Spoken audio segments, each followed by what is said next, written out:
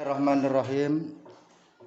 Alhamdulillah wassalatu wassalamu ala Rasulillah la nabiyya ba'da wa la haula wa la quwwata illa billah. Ketentuan puasa.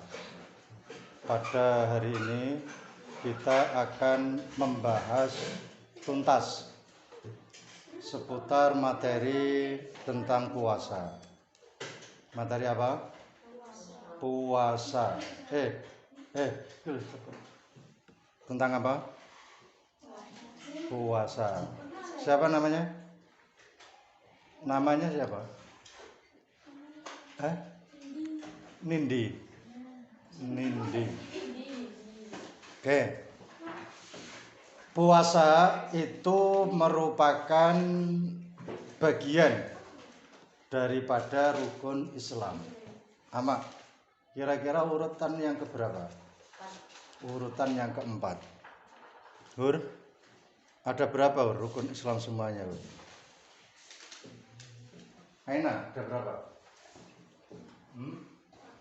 Loh, rukun Islam semuanya ada berapa? Hah? Ya Allah, ada berapa nih? 5. Mari dijawab Mas Amal. Gak dirumah. Urutannya saja yang keempat itu puasa, berarti masih ada setelah 4 kan gitu. Rukun Islam itu semuanya ada 5. Yang perlu kita pahami di sini tentang puasa adalah bahasa. Bahasa puasa itu kalau diambil dari bahasa Arab, kalimatnya adalah as-shaum. As-shaum itu bahasa Arab daripada puasa. Makanya orang-orang Jawa yang tulen atau yang tua itu menyebutnya bukan puasa tapi siam. Kenapa diambil dari kata-kata siam? Karena mereka mengambil dari versi bahasa Arab as-shaum menjadi siamun, itu isim masdarnya, sehingga diambil kalimat siam, tidak menghilangkan bahasa Arabnya, juga tidak menghilangkan bahasa Jawanya, diambil versi yang tengah. Makanya orang tua-tua kalau bilang jenengan siam kan begitu, berarti siam itu puasa. Bergantilah era ke era, sekarang kalimat siam itu jarang digunakan, jarang dipakai oleh era-era sekarang. Apalagi sekelas kalian, sing ngomong wae itu ya poso ora, ngono. Bukan siam enggak, bukan begitu, tapi poso to ora. Muncullah berbagai metode istilah dari kalimat puasa itu. Ada yang mengistilahkan sudo, apa sudah lesum badok. Ada lagi istilah sapi apa? Bermangan diu sapi. Ada lagi apa? Ada apa lagi apa kira-kira? Poso? Poso beduk, poso jam 8, poso asar. Jadi istilah-istilah itu banyak sekali. Ini artinya apa? Istilah bahasa itu enggak bisa dijadikan ukuran definisi daripada fikih. Sehingga di sini untuk puasa itu sendiri fikih mendeskripsikan ya. Apa itu namanya? Mendeskripsikan dengan istilah menahan lapar, minum, makan, atau yang membatalkan puasa dari mulai fajar sehingga terbenamnya matahari. Istilahnya azan maghrib, menahan atau mencegah ya, menahan diri dari segala sesuatu yang membatalkan puasa sejak terbitnya fajar hingga terbenamnya matahari. hari itu pun disertai dengan niat dan syarat-syarat tertentu. Nah, ini yang menjadi tolak ukurnya, disertai dengan niat dan syarat. Sehingga tidak asal-asalan nggak makan, nggak minum terus diarani puasa, enggak. Wong nek ra mangan ra ngombe terus diarani puasa, belum tentu. Kenapa? Karena rangkaian puasa itu ada syarat dan niat yang tertentu. Makanya niatnya harus jelas. Kalau puasa Ramadan ya niatnya harus puasa Ramadan. Kalau puasa hari Senin misalnya, hari Kamis yang niatnya harus jelas. Kalau puasanya hari Bid, hari terang mulai tanggal 13, 14, 15 setiap bulan, itu niatnya juga harus jelas. Apalagi niat puasa qadha itu juga harus jelas dan diperjelas.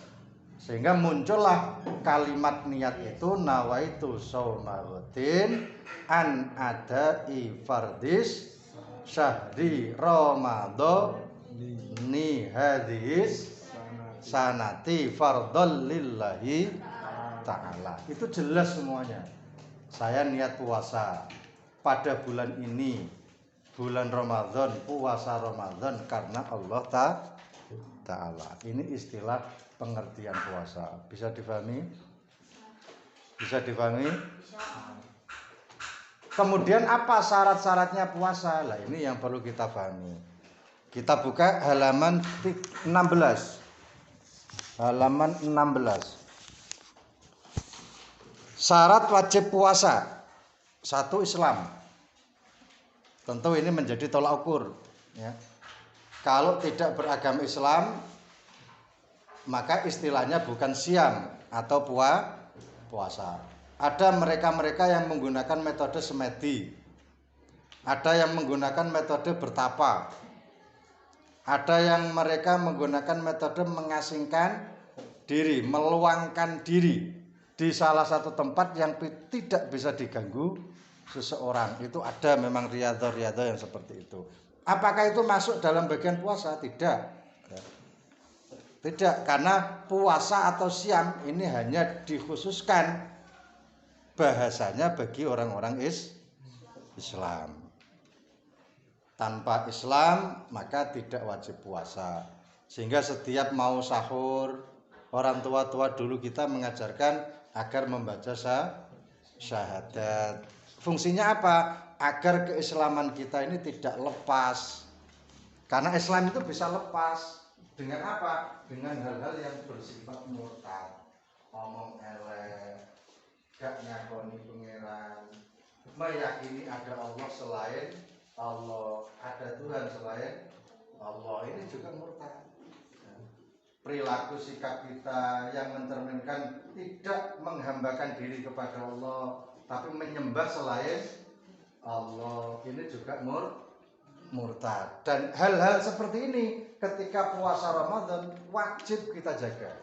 Caranya bagaimana? Sebelum sahur, orang tua-tua dulu mengajarkan agar membaca syahadat. Asyhadu alla ilaha illallah wa asyhadu anna Muhammadar Rasulullah. Baru kemudian saking ngati-ngatine wong biyen dikongkon maca dongane poso.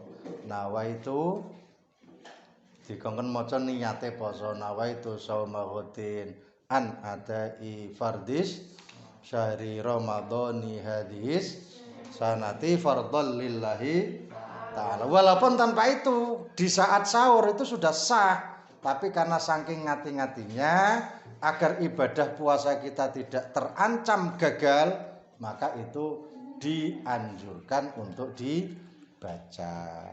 Lah sebenarnya dongane mangan ya ora iku to. Apa dongane mangan? Doa mau makan doa apa? Allahumma barik lana fima razaqtana wa qina adzabannar. Mestinya itu ya harus dibaca waktu sahur. Tidak lantas kemudian nawaitu shauma ghadin dibaca, tapi Allahumma barik lana tidak dibaca. Ini kan salah faham, salah kaprah. Artinya harus tetap dibaca itu.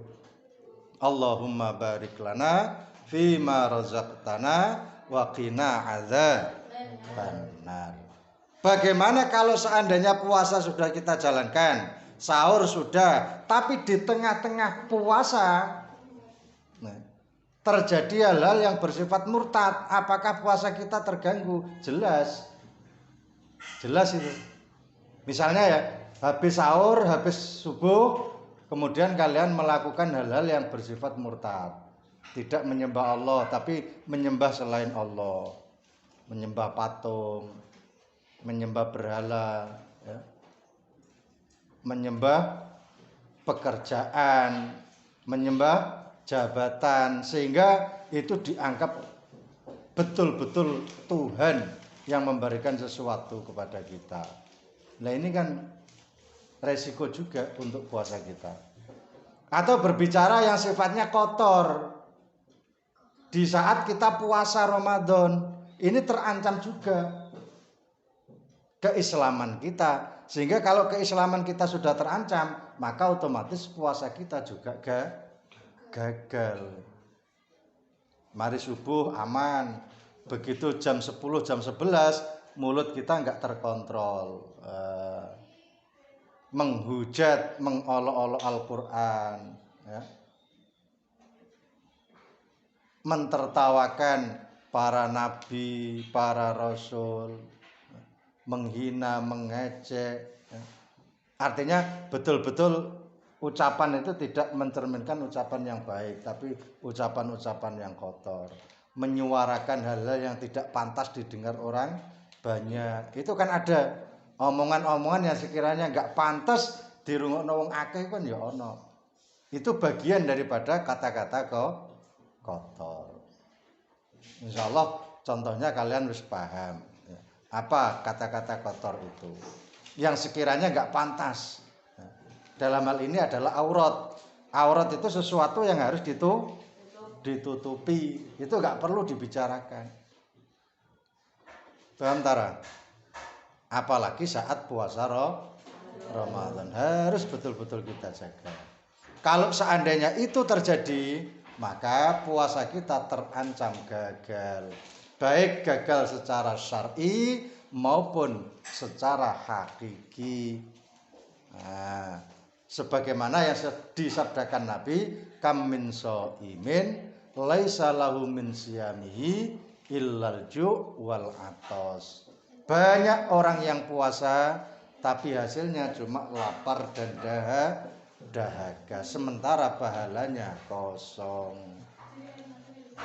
Paham ya? Yang kedua balik. Paham balik? Ciri-cirinya ada berapa? Balik itu cirinya ada berapa?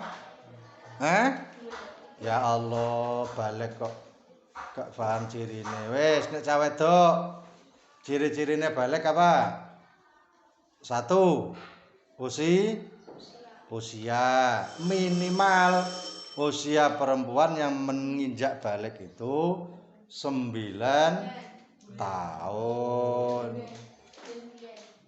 Ciri-ciri yang kedua, untuk perempuan sudah pernah datang bulan. Datang bulan itu sesuatunya keluar darah, padahal dalam kondisi sehat, tidak dalam kondisi sakit. Insya Allah kelas 2 ini sudah semua masuk pada usia kriteria balik. Lah kalau sudah usia 9 tahun, masuk ke 10 tahun, ternyata belum datang bulan, gimana? Ya gak gimana-mana, ya tetap ditunggu saja, gak perlu banyak action, ya. Cah wedok saiki ana sing model action barang. Umur 10 tahun belum pernah datang bulan, akhirnya beli pembalut. Nah, kan ini namanya action-actionan tok. Enggak perlu lah. Kalau memang belum keluar ya jangan dipaksakan diri, ya ditunggu. Ya ora usah tuku pembalut dan lain sebagainya. Paham tar? Waya sekolah alasannya enggak masuk Pak, libur. Nah, bondone tuku pembalut tok wis kacau pokoknya. Nah, jadi tuku pembalut itu dianggap surat izin ora mlebu sekolah, ora mlebu ngaji. Ini ya, makanya nggak boleh dipaksakan. Nek cah lanang piye? Cah lanang itu minimal usianya 12 tahun. Ketika sudah usia-usia seperti itu, maka wajib melakukan puasa Ramadan. Bagaimana kalau usianya belum sampai segitu? Orang-orang tua kita mengajarkan ada istilah puasa jam-jaman. Nah, ada puasa zuhur, ada puasa jam 1, ada puasa jam 2. Walaupun kriteria fikih tidak seperti itu, tapi ini dalam rangka untuk melatih. Nah, kalau nggak dilatih, mungkin kalian juga tidak akan kuat puasa. Makanya sampean perhatikan ya, awal puasa hari pertama itu semua orang yang tidak terbiasa dengan ibadah puasa sebelum-sebelumnya dia akan jatuh lemes, nggak bertenaga. Tapi kalau sudah terbiasa ya biasa. Wan Rasulullah mengajarkan sumu tasihu. Kalau kita ingin sehat harusnya puasa. Ada apa di dalam puasa? Ternyata yaitu puasa itu ternyata kalau kita amati secara betul sama halnya pembakaran dalam tubuh kita. Nah, tubuh kita ini banyak terindap racun-racun sehingga perlu ada pembakaran. Pembakarannya apa? Ya puasa itu tadi. Maka sebenarnya orang yang puasa itu sehat betul sebenarnya. Kayak sepeda motor. Ya. Kalau mesinnya itu nggak pernah dicuci, ya, nggak pernah diservis, ya langsung jalannya beda.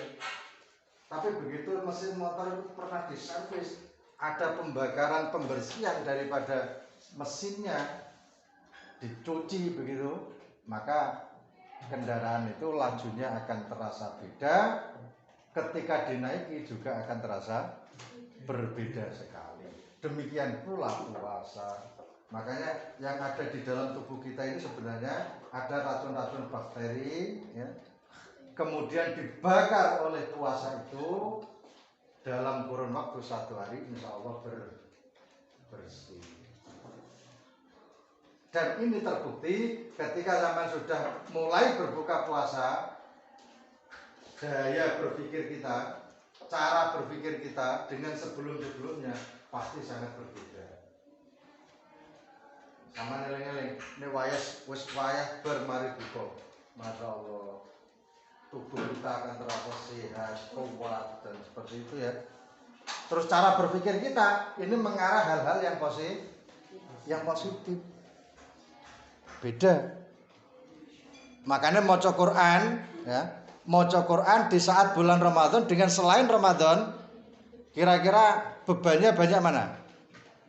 Ringan mana bebannya kira-kira? Ringan di saat bulan puasa. Kenapa? Ya karena tubuh kita sudah tercuci.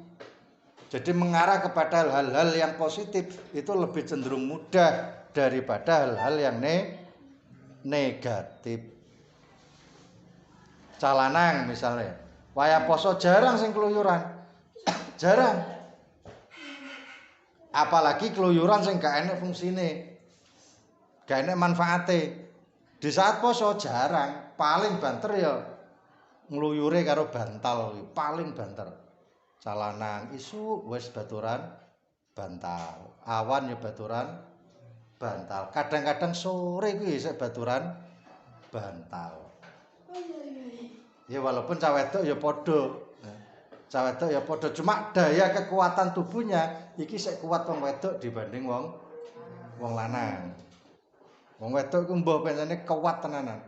Jadi daya tahan tubuhnya seorang perempuan itu lebih kuat daripada laki-laki dalam menjalankan ibadah puasa. Manene ana cah wedok kok ora poso kuwi suwaru. Ana ora kira-kira cah wedok ora poso? Ana banyak, ora trimono. Kok momo wong kene ngono ya ditumakna kol tepak ya beg pisan.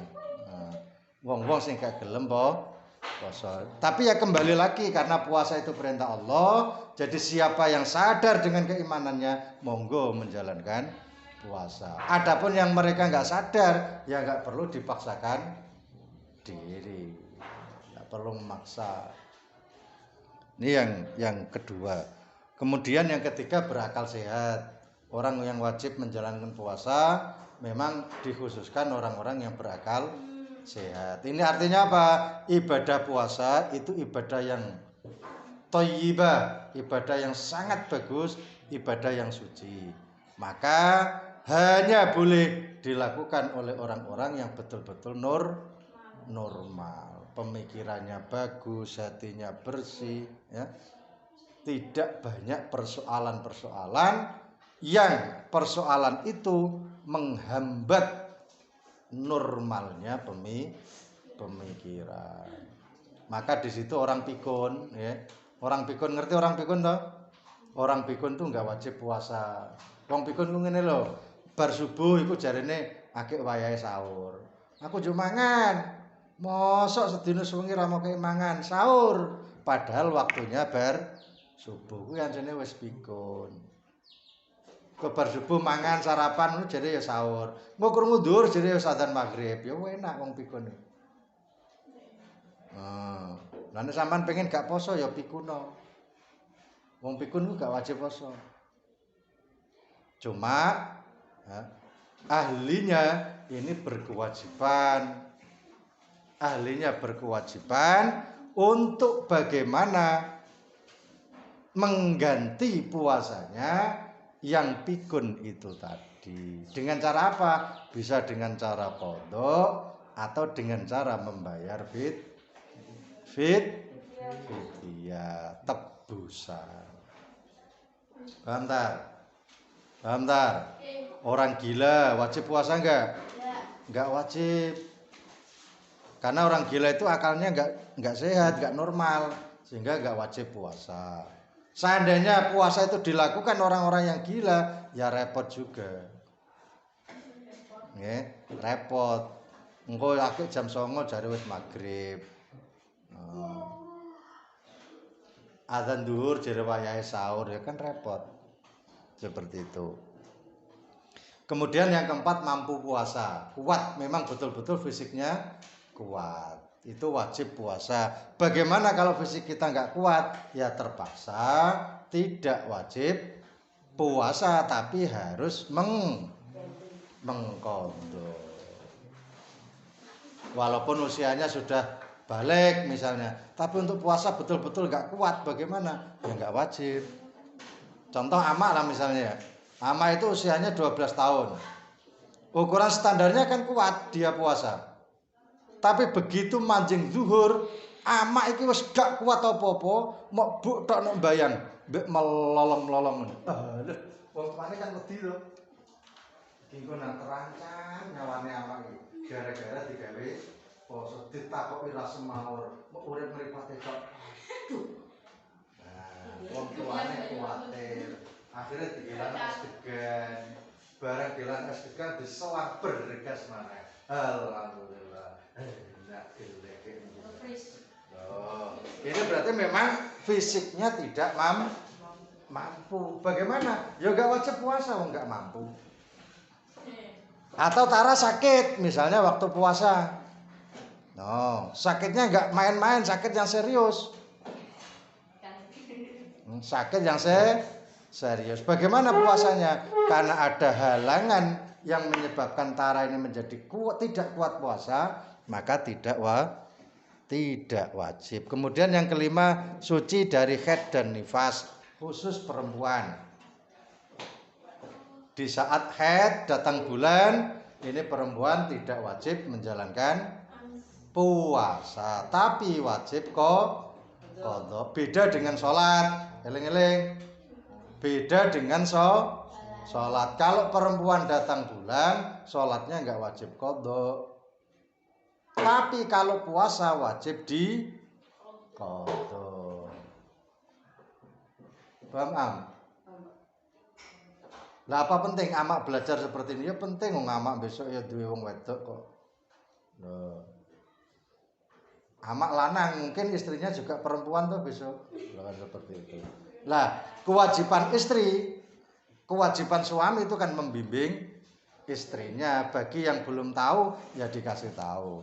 Yang memang istrinya sudah tahu ya diingatkan, karena nggak ada salahnya saling mengingatkan. Bahkan Quran sendiri mengajarkan fadzakir fa inna dzikra tanfa'ul mu'minin. Mengingatkan itu sesuatu yang sangat bermanfaat bagi orang-orang mukmin. Kemudian yang kelima, posisinya menetap atau bermukim.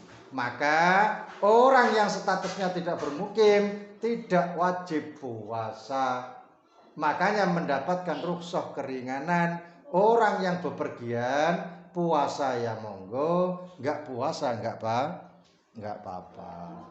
Masalah waya Ramadan, Rifda mau silaturahmi ke Jakarta misalnya. Bentar. Perjalanan antara Landean Jakarta ini kan butuh waktu yang panjang sekali. Maka Rifda itu boleh puasa, boleh tidak puasa. Tapi kalau pribadi saya, yang mending ambil yang tidak puasa. Kenapa? Ya karena memang mendapatkan kekhususan. Mendapatkan kekhususan bagi orang-orang musafir itu berhak tidak puasa. Walaupun wajib kodok, wajib nyaur ya. Misalnya Azuri puasa Ramadan mau jalan-jalan ke keluarga karena ada kepentingan silaturahim keluarganya wadono Bali atau di kono. Nah, maka Azuri boleh tidak puasa, tapi wajib nyaur. Berapa hari yang nggak puasa besok disaur. Atau Amak pergi ke Malaysia, kebetulan di Malaysia ada pamannya di sana, nah, dibutuhkan untuk kehadirannya, ya datang bener Amak, akhirnya tidak puasa. Nah, mending hal-hal seperti itu termasuk keringanan, kemurahan bagi mereka yang bepergian, tidak wajib puasa, tapi boleh membatalkan puasanya. Tapi ini kira-kira lu mau nerek ya coba tahu. Misalnya Rifda pedolan dompring nah terus raposo bareng ya kepereken gon lo ya dompring kene nang pinten. Walaupun itu statusnya bepergian, tapi kan ya mau dompring atau no babat ya orang wajib. Atau sini Lamongan ya orang wajib muka. Nah, kene Lamongan orang wajib muka. Karena statusnya yang bepergian boleh rukhsah muka itu yang jarak tempuhnya sama dengan boleh jamak qashar. Kira-kira bepergiannya itu sudah boleh jamak qashar, maka boleh melakukan keringanan tidak puasa. Ya mudah-mudahan karena ini masih ada sekitar berapa bulan menuju puasa, ini bisa menjadikan ilmu bagi kita untuk menjadikan puasa kita besok ini benar-benar menjadi puasa yang sah secara syar'i, juga mendatangkan pahala dari Allah Subhanahu wa ta'ala. Mungkin ada pertanyaan? Ada? Ada pertanyaan? Ada, cukup. Wallahul muwaffiq ila aqwamit thoriq. Wassalamualaikum warahmatullahi wabarakatuh.